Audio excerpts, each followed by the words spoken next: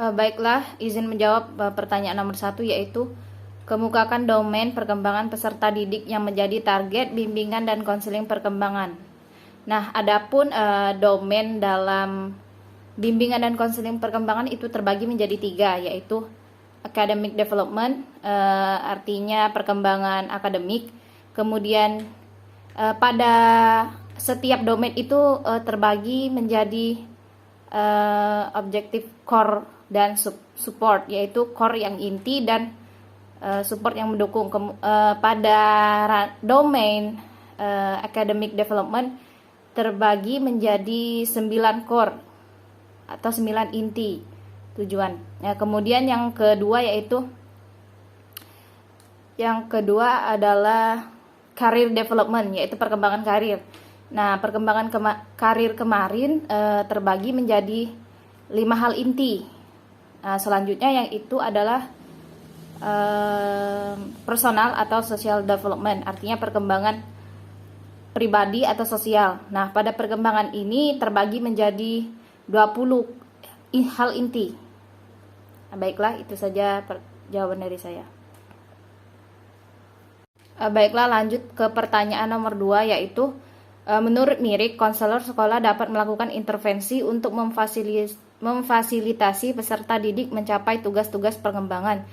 Jelaskan 3 di antaranya. Kemarin ada yang saya ingat, yaitu pertama, individual counseling atau counseling individu. Nah, di mana counseling individu ini lebih personal sifatnya dan interaksinya itu antara face to face atau 2 orang. Jadi antara konselor dan juga siswanya. Nah, biasanya problemnya itu tentang di sana siswanya bisa lebih private untuk menceritakan apa saja masalahnya.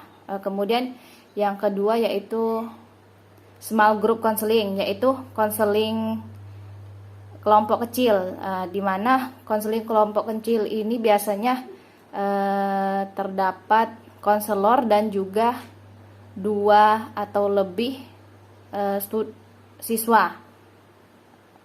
Dan small group counseling ini juga biasanya maksimalnya itu untuk 5 atau 6 siswa. Yang terakhir itu adalah large group guidance atau bimbingan kelompok besar, di mana pada intervensi ini konselor itu bertemu dengan 15 orang atau lebih siswa dalam grup tersebut. Nah, kebanyakan konselor itu peduli terhadap large group work atau grup besar, di mana biasanya classroom itu atau kelas itu terdiri dari 25 atau 30 siswa. Jadi konselor itu bisa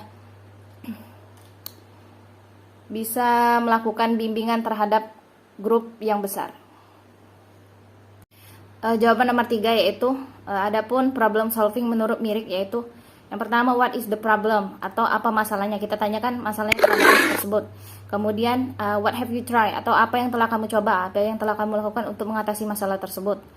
Kemudian yang ketiga yaitu what else could you do atau apalagi hal yang kamu bisa lakukan terhadap masalah tersebut jika masalah tersebut tidak bisa diselesaikan dengan yang dilakukan sebelumnya. Kemudian yang terakhir itu what is your next step atau apa yang langkah selanjutnya yang kamu lakukan terhadap masalah tersebut.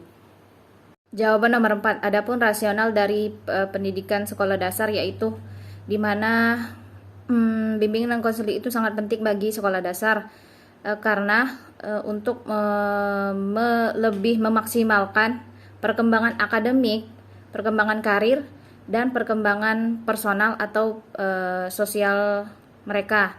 Nah, di mana pada kurikulum kurikulum biasa, yaitu kurikulum 2013 itu tidak ada namanya perkembangan karir, dan perkembangan karir ini sangat penting bagi siswa tersebut karena akan pada dasarnya mereka akan terjun ke masyarakat dan belajar untuk berbaur atau bekerja di lingkungan masyarakat.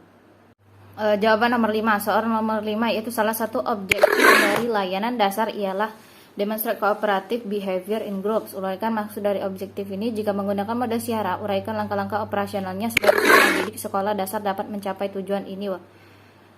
Adapun objektifnya tadi yaitu mendemonstrasikan perilaku kerjasama di dalam grup. Nah, adapun dalam model Syara yang pertama yaitu present the material atau menyajikan materi. Materi tersebut bisa berupa video, cerita, maupun dongeng, buku, dan lain-lain. Kemudian yang kedua yaitu minta siswa untuk membagikan hal apa yang paling mereka ingat dari material yang sebelumnya tadi. Misalnya video kan, videonya itu kerjasama, misalnya videonya kerjasama dalam kerja kelompok misalnya. Nah, kita tanyakan dari video tadi hal apa yang paling mereka ingat dari videonya. Nah, kemudian itu merupakan komponen kognitif. Yang kedua yaitu minta siswa untuk membagikan atau mengungkapkan reaksi emosionalnya terhadap video tadi, video yang disajikan. Nah, itu merupakan komponen dari afektif atau sikap. Nah, misalnya kita tanyakan gini, dari video tadi menurut kalian hal apa yang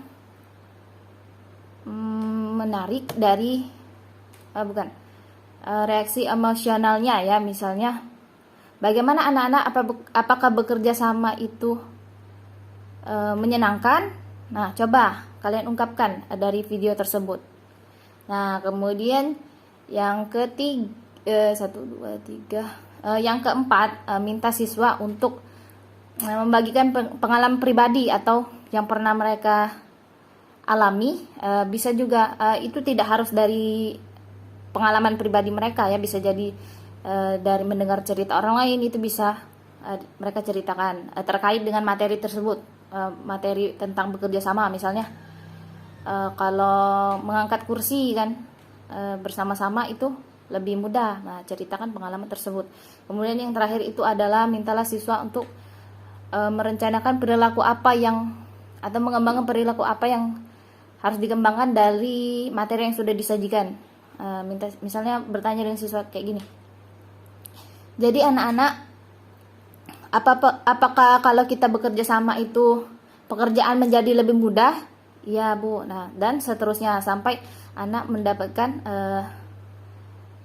apa yang kita inginkan, yaitu dapat bekerja sama di dalam sebuah kelompok.